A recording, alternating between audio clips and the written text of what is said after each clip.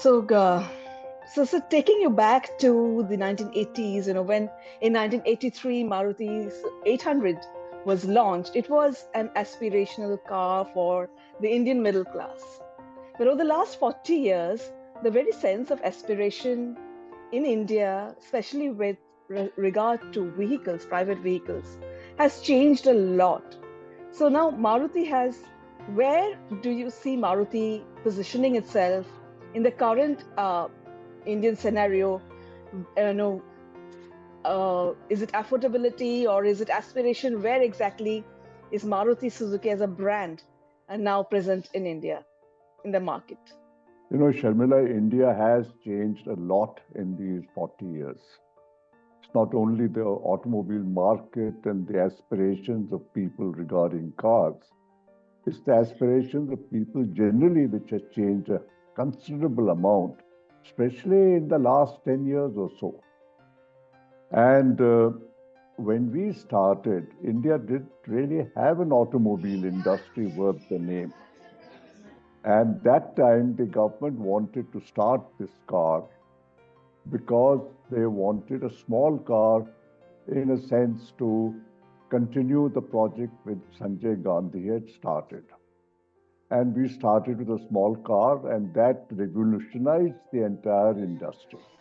But as the years have gone, the economy has changed, the living standards of people have changed, the knowledge levels have changed, the whole information technology has made the whole country and the world a different place.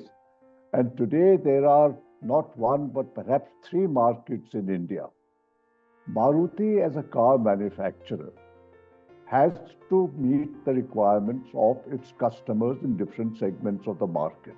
And therefore, our policies, our strategy, our product design are all directed towards the object of meeting the aspirations and the requirements of customers who are in these different segments of the market today. Right from the top, where people want very nice, big SUVs, down to the people who are still coming up from the two-wheeler market and who still want small cars. So we are catering to all segments of the market and will continue to do so. So, after a lot of speculation about the EV segment, whether Maruti will make foray into the EV segment or not was on everybody's minds for a long time. And finally, Maruti is entering the SUV market later this year with its first EV vehicle, electric vehicle. So, what other launches in this series can we look forward to? No, there was never any doubt that Maruti would get into the EV segment. We have always been moving towards that. We had earlier made an EV out of the Wagon R, but that was ahead of the market. It was too costly for the market that time. And so that didn't work. Then we went back and started looking at what the customers would really need and where should we position ourselves in the EV space so that our products would best meet the requirements of people who could afford to, who wanted to, and who would be the main customers for EVs. And it is in that context that the EV program has been designed and where we will be coming out with the first EV in about a year's time or so, and follow this with three more EVs till 2030, 31. Three more EVs. And they are all in the SUV segment, or what is the segment in Oh, which well, you're going to no, launch we it? don't talk about the vehicles and the designs and things in advance. Right. So I think that's something which will remain an area of guesswork for most people as to what kind of vehicles we will put out. But yes, the first one is likely to be an SUV type. So you have recently, said that SUV is like the flavor of is the more popular variant right now. But is SUV like a flavor of the season, like it's like in fashion, or do you think it's going to be a trend which will perpetuate and people will continue to buy it for safety reasons or whatever? Well, SUVs have been there only for not too many years. They have been here just a few years. And I think they will continue to be the requirements of the people for some time to come. I don't think the SUVs are going to disappear in the next 2 or 3 years. I think they will be there for some time. And that is evident from the fact that almost every car maker in India today is introducing new models of SUVs in different segments of the market.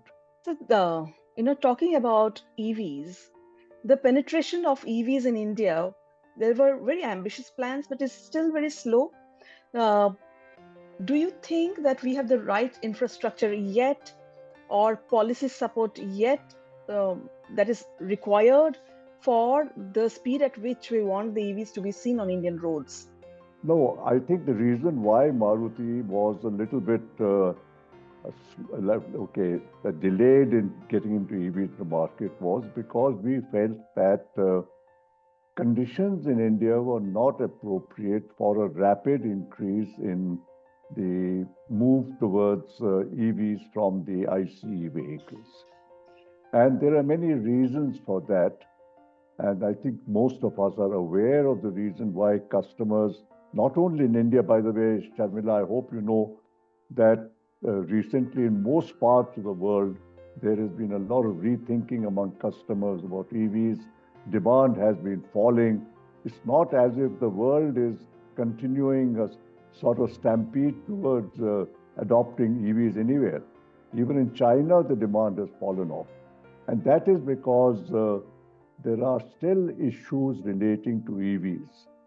If we look at EVs as a vehicle which is supposed to give us carbon neutrality over time, there are issues in that as long as you have energy generation which is not totally from clean sources. Because the energy which the EVs will be running on will not be clean. Therefore, the EV doesn't remain clean. There are issues of affordability. There are issues relating to range and the range which varies with temperature. There are issues of safety. So there are many issues relating to EVs which customers over the world are still grappling with. And that's happening in India. Our approach, as we have said many times, is that in the Indian context, looking at the Indian resource endowment, looking at the way the Indian customer is uh, segmented in this country, and the fact that we have a large small car market, the correct approach for us will be to adopt different technologies and different fuels, whether it's hybrids, whether it's ethanol, whether it's biogas, whether it's CNG, and use all the available technologies to achieve the goal of carbon neutrality. And that is the route we are going to follow. We have been following there. There will be EVs, but along with EVs, customers will have other choices also. Right. So regulation has been, sort of being uh, imposed on car makers by the government, and with it has come a sort of a price tag with it. So now entry level cars or mid range cars are sort of becoming more expensive than they ever were. So how do you want to manage this in the times to come? Because the entry level car small segment, also because of various regulatory sort of impositions, are not as cheap as they were once. So how will the car maker in India sort of be able to maintain affordability? Sharmila, when there are safety features available which can be put onto cars, it would not be appropriate for government not to regulate to put those safety measures in the cars, Right. because it would then be accused of catering to populism or something and not looking after the safety. So I think the regulations which government has brought in are appropriate. What we have to now wait and see, and that is my view, is that as the income levels of people go up, they will then again now get to the stage where small cars with all the regulatory conditions met will again become affordable to them. When the regulatory measures came, the price went up suddenly, and a whole lot of customers lost affordability. But that's not a permanent thing. because the Indian economy is on the move.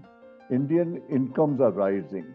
The car incomes relating from these regulations is not rising.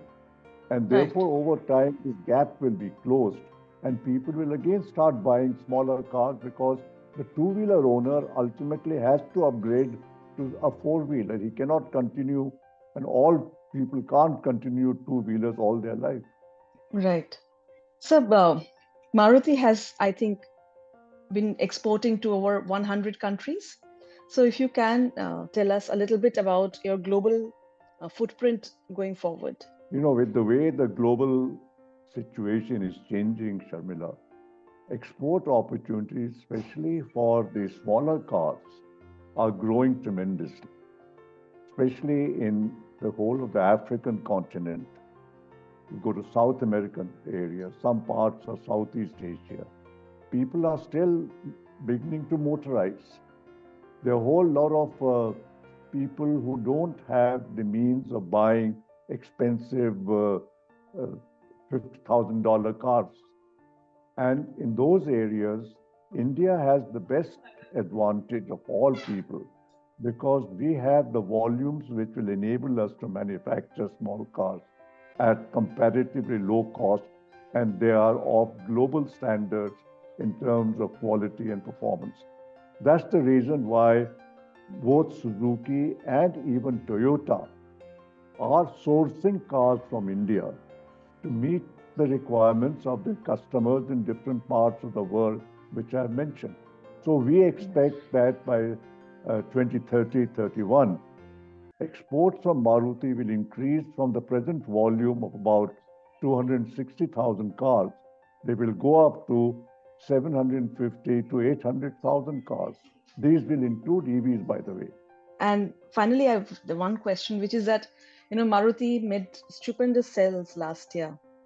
You've hit double-digit sales figures last year. So, do you see yourself maintaining that sort of sales growth in the coming year and then after? Well, I think as the economy grows, the demand for cars will grow in the country because normally there is a correlation between the rate of growth of GDP and the rate of growth of cars.